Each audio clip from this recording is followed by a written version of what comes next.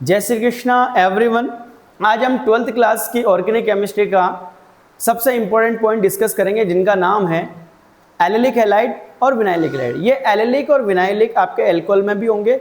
इस तरह से आपको शब्द पे ध्यान देना है कि एलिलिक का मतलब क्या है, विनाइलिक का मतलब क्या है। ये शब्द बोर्ड में अक्सर पूछ लिए जाते हैं, तो आओ हम समझें कि आखिर एलिलिक का मतलब क्या है और विनाइलिक का मतलब क्या है। क्योंकि ये जो पीछे का जो हैलाइड्स ग्रुप है ये चेंज हो सकता है, लेकिन एलिलिक का सेंस कभी चेंज नहीं होगा। तो आप समझें, जो बेसिक जो सबसे इंपॉर्टेंट चीज़ है एलिलिक की, आपको याद रखनी है कि फर्स्ट नंबर पे आपको याद रखना है कि sp3 और जस्ट सेकंड नंबर पे आपको याद रखना पड़ेगा sp2।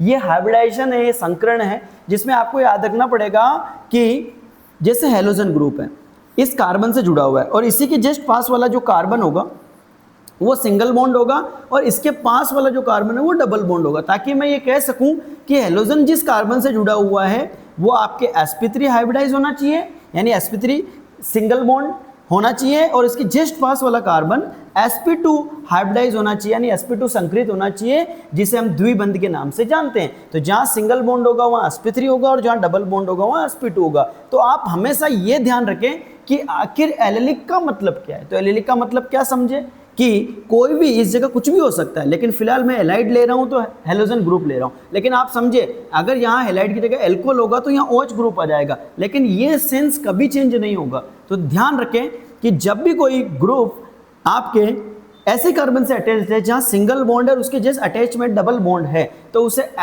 एलिलिक कहा जाता है। और अब इसी चीज को आप जस्ट अपोजिट कर दो। क्या करना है आपको? अपोजिट, यानी पहले तो आपको याद रखना है sp2 और उसके बाद आपको याद रखना है sp3। तो जस्ट अपोजिट हो गया। तो आप देखिए इसको कैसे करेंगे। हैलोजन ग्रुप ऐसे कार्बन से अटैच्ड होगा जहां पहले डबल बॉन्ड होगा और उसके जस्ट अटैच में वापस सिंगल बॉन्ड होगा।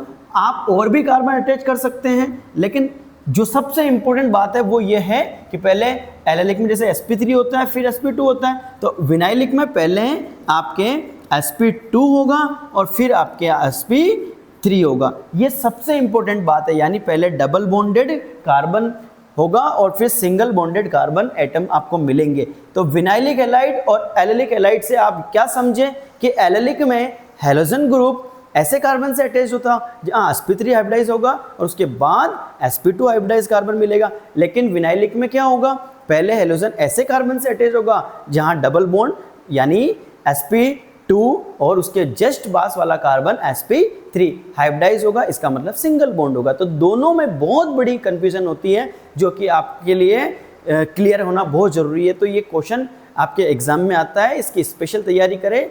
और ये आपके आई होप, मैं उम्मीद करता हूँ ये टॉपिक आपके क्लियर हुआ होगा। इसके अगर एक एक एग्जाम्पल अगर आप देखोगे तो क्या होंगे, जो देखिए इसका अगर मैं एग्जाम्पल दूँ, जैसे x की जगह क्लोरीन लिख दूंगा और यहाँ में CH2 लिख के, यहाँ में CH लिख के, यहाँ में डबल बॉन्ड और यहाँ में वापस CH2। तो ये जो आप कंपाउंड देख रहे हो ये आपके एलिलिक का एग्जाम्पल है। और अगर मैं इसी में यहाँ चेंजेस क्या करूँ, यहाँ x की जगह मैंने ब्रोमीन ले लिया और यहाँ आपके सिंगल हाइड्रोजन लेके यहाँ डबल बॉन्ड बनाकर यहाँ मैं वापस CH2 कर दूँ, तो इसे हम विनाइलिक हैलाइड के नाम से जानते हैं। आप चाहो तो यहाँ कार्बन अटैच कर सको, लेकिन बॉन्ड का आप विशेष ध्यान रखना। तो इसे हम एलिलिक, इसे हम विनाइलिक ब्रोमाइड कहते हैं और इसे हम एलिलिक क्लोराइड कहते हैं। तो इसी के साथ आप और भी एग्जाम्पल बना सकते हो, लेकिन ये मेरा पॉइंट फिनिश होता है। धन्यवाद।